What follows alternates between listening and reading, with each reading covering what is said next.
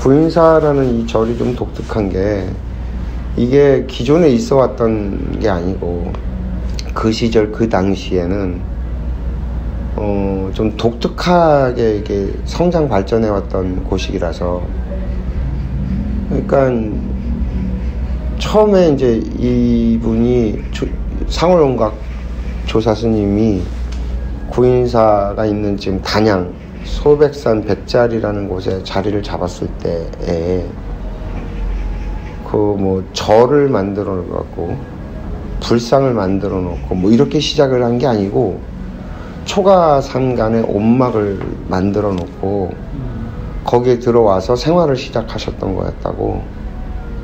근데 이제 거긴 산골 마을이고 진짜 첩첩산중이야 거기가. 그래서 내가 어릴 때 처음 구인사를 갔을 때만 해도요, 배를 타고 건너가야 됐어. 강을. 영춘강이라고 하는 강이 있는데 거기에 차를 갖다가 실어 날라주는 배가 있었었어. 아니면 저쪽으로 돌아서 고바위 그 재로 넘어가는데 거긴 꼬불꼬불 산길이어갖고 험했고 그래서 그쪽으로 넘어가는 게 굉장히 험해갖고 보통 이 영춘강 쪽으로 해갖고 배를 타갖고 건너갔었는데 그거조차도 굉장히 그 길이 좋아진 상태라고 했는데 그 전에는 그거조차도 없었었단 말이지. 그러니까 거기 들어가는 게 참 쉽지 않은 동네였던 데야. 거기가 어디와 가깝냐면 영월이랑 가까워요. 영월이 그 단종 유배지란 말이야. 유배지 이유가 있어요. 그러니까 물길이 있어갖고서는 이 건너서 이렇게 밖으로 빠져나오고 하는 게 쉽지 않은 그런 지형들을 갖고 있는 곳들이 많은 데라는 거야. 도망가기 쉽지 않은. 그러니까 구인사도 이게 연화봉이라고 하나? 거기가 연꽃처럼 산들이 연꽃 모양으로 위에서 내려다보면 이렇게 켜켜이 이렇게 가로막아갖고 그 안에 그런 골에 그런 자리가 있다라는 걸 알아볼 수가 없는 자리야. 그러니까 가는 내내 그런 절이 있을 거라고 상상도 못하고 갔다가 거기 막상 딱 도착하면 갑자기 그냥 큰 건물들이 그 계곡 하나에 꽉 차 있으니까 사람들이 깜짝 놀라는 거지. 그만큼 원력이 커. 구인사가 도력과 원력이 큰 데인데 조사스님이 처음에 거기 들어섰을 때도 그러냐면 그러지 않았거든. 그런 움막을 져놓고서는 거기 동네에 살던 젊은 청년을 그 인연이 돼갖고 그 청년이 나중에는 이제 출가를 하고 결혼해서 이제 딸 셋까지 낳고 사시다가 출가를 하셨거든. 그게 이대큰 스님이야. 첫 인연이. 그러니까 이 소백산 연화지라는 이 공간에 처음 들어와갖고 첫 인연된 양반이 이대큰 스님인데, 이대큰 스님은 뭐 독자, 3대 독자 뭐 이런 독자여갖고 출가를 할 수가 있는 입장도 아니었고, 그 대신 이제 조사 스님 밑에서 공부를 하고 수행을 하는 걸 하기 시작을 했지. 결혼 생활을 하면서도. 그래서 일은 낮에 가서 일을 하고 저녁에는 와갖고 기도를 하고 그러면서 이제 이런 공부를 하셔서 했는데, 그러니까 구인사는 굉장히 독특한 곳이야. 절이라고 하기엔 참 그래. 도파야 일종의. 그러니까 도파 냄새가 많이 나는. 왜냐하면 주력 기도를 해갖고서는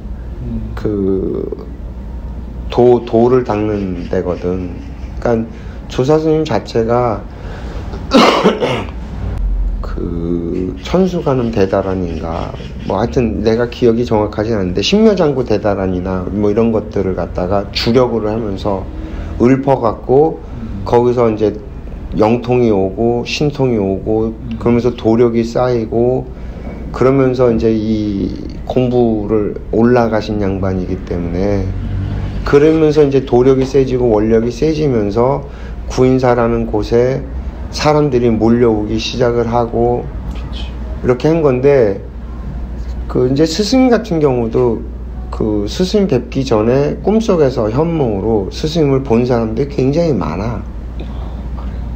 그리고 그 어디에 가면 누가 있으니 거기 찾아가 보라고 하고 꿈을 꿔갖고 거길 찾아가서 스승을 만나 뵌 거. 저기 그 누구야 그 데모도 그런 케이스잖아. 그런 얘기들이 많이 하는. 그런 것처럼 조사 스님이 살아계실 당시에도 서울에서 한 노인네가 돌아가시는 이제 병에 걸려갖고 돌아가시는데 꿈에 조사 스님이 나타난 거야. 그래갖고 구인사 소백산 백자리에 가면 있으니까 거기 가면 사니까. 그래갖고 이제 몸도 못 가누는 양반이 자식들 불러갖고 자식들한테 실려갖고 거기까지 엎혀서 가는 거야. 근데 그날 밤에 거기 앉아서 기도를 하는데 병이 나버려. 그래갖고 다음날 걸어 내려갔다니까. 도력이 뭐 이만저만 센 게 아니었던 거야. 그러니까 또 소문이 났겠지. 엄청난. 그러면서 이제 그 양반들이 이제 돈 갖다 주고 뭐 이러면서, 왜냐면 자기 목숨 살려주면 돈 다 내겠다라고 했었으니까. 그러면서 이제 구인사가 이제 기틀이 만들어지고 일어나기 시작하고 소문이 나기 시작하고, 그러면서 전국에서 그 도 닦는 양반들이 또 다 와서 또 이제 또 도전 이래갖고서 또 실제로 그 옛날에 차력하는 양반들 뭐 이런 양반들 많이 왔었다 그러더라고. 그래서 내기를 하는가, 도술 내기를. 그러면 큰 이런 바위를 갖다가 막 때려갖고서 깨부시는 걸 시범을 보이니까 조사 스님은 조그마한 망치 하나 들고서 이렇게 저렇게 보시더니 툭툭 몇 번 쳐. 그랬더니 이게 그냥 와르르 산산조각이 나고 뭐 이랬던 얘기들부터 해서 군세에 가면 전설처럼 내려오는 그런 얘기들이 여기가 얼마나 센 도량인지 아냐 그러면서 정말 그런 얘기들이 수두룩빽빽하게 많고, 실제로 축지 같은 것들도 있어.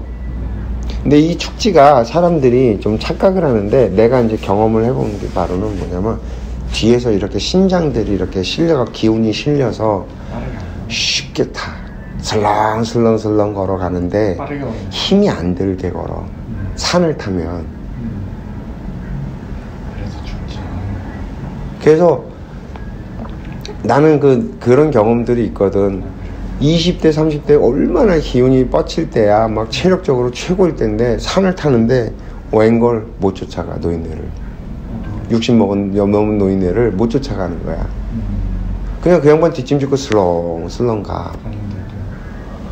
헉헉거리면서 그냥 막 생으로 쫓아가는데도 안 돼, 그게. 뭐 이런 것처럼. 그러니까 그리고 뭐 이렇게 나는 이제 그 조사 스님 살아계실 당시에 거길 갔던 게 아니어갖고 이대큰 스님 시절에 내가 갔었기 때문에.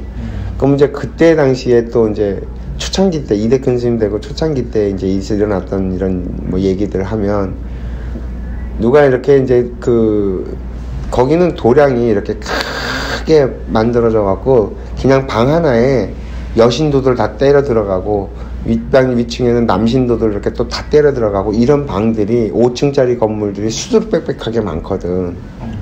그러니까 이제 정말 그냥 대중방이기 때문에 뭔 일이 일어나도 일어난단 말이야. 근데 이제 이걸 갖다가 시주를 하려고 돈을 이렇게 꼬불 쳐갖고 갖고 와서 이렇게 세웠는데 이걸 잃어버렸나 뭐 어쨌든 도둑을 맞았나 그러는 거야. 그래갖고 울면서 이제 그 이대큰 스님한테 가서 이렇게 막 얘기를 하면 이대큰 스님이 이제 불러갖고서 어디 화장실에 가봐. 그러면 그 화장실에 가서 이렇게 보면 그 사람이 발이 안 떨어지는 거야. 거기에 붙들려 갖고서는 발이 안 떨어져 갖고서는 그 화장실에 쭈그려 앉아 있다가 그대로 잡혀. 내가 잘못됐다 그러면서 이제 돈 돌려주니까 그제서 발이 떨어지고 뭐 이랬던 도령 얘기들부터 해서 이런 전설 같은 얘기들이 거기 구인사에는 정말 많아.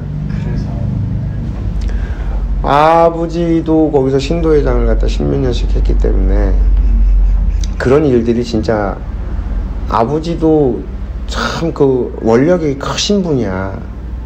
큰 어른이어갖고 아버지도. 그래서 그때 이제 차가 뭐 아버지가 신도회장 시작할 때마다 한두 대, 많이 가야 세 대 막 이랬는데, 아버지가 신도회장 하면서 뭐 차가 5대에서 10대까지 막 이렇게 가고 막 구인사에 신도들 싣고서는 그렇게 다니고 막 그러셨거든. 그러니까